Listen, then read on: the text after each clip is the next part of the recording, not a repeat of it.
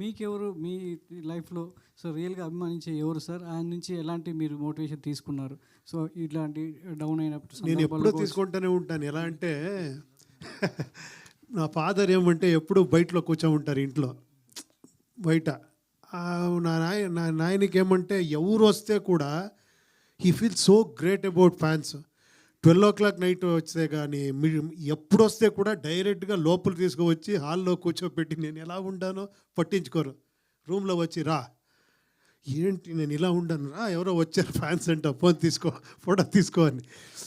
First నాకు ఏం నాయన ఇలా చేస్తావు నువ్వు, నాకు కొంచెం టైం ఇవ్వాలి కదా, వాళ్ళకి చెప్పాలి కదా, నేను డైలీ సండే మీట్ చేస్తాను కదా.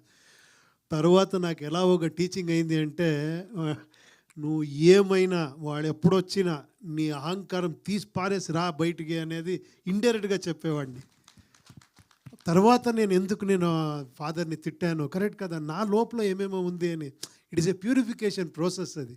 ఒక్కొక్క ఫ్యాను మీకు చాలా సరి వచ్చి సార్ ఇంకొక ఫోటో అంటారు మనకి. అప్పుడు ప్రాబ్లం ఇక్కడుంది, అక్కడ కాదు. అది ప్రాబ్లం లవ్లో ఇంకొక ఫోటో అంటారు. మనకేమో నా పక్కన ఉంటారు కదా వాళ్ళందరూ, సార్ తొందరగా వెళ్ళాలి. నేను వెళ్ళి అక్కడేం రూమ్లో కూర్చోవాలి కదా, ఇక్కడ ఇంకొక 2 ఫోటోస్ తీసుకుంటే ఏంటి ఇప్పుడు అని. అలా అయిపోయింది నా ఇది. ఇప్పుడు నేనే ఎంజాయ్ చేస్తాను. ఫోటో తీసుకుంటే నేను 10 మంది 100 పీపుల్ వస్తేనే ఫోటో తీసుకుంటాను నేను. సండే డెడికేట్ చేస్తున్నారా సార్ ఫ్యాన్‌కి? సండేస్ డెడికేట్ ఉంటుందా? సండేస్ కంటిన్యూస్గా చేసేవాడిని. ఇప్పుడు హౌస్ షిఫ్ట్ చేశాను, ఇప్పుడు కొంచెం ఇదయింది.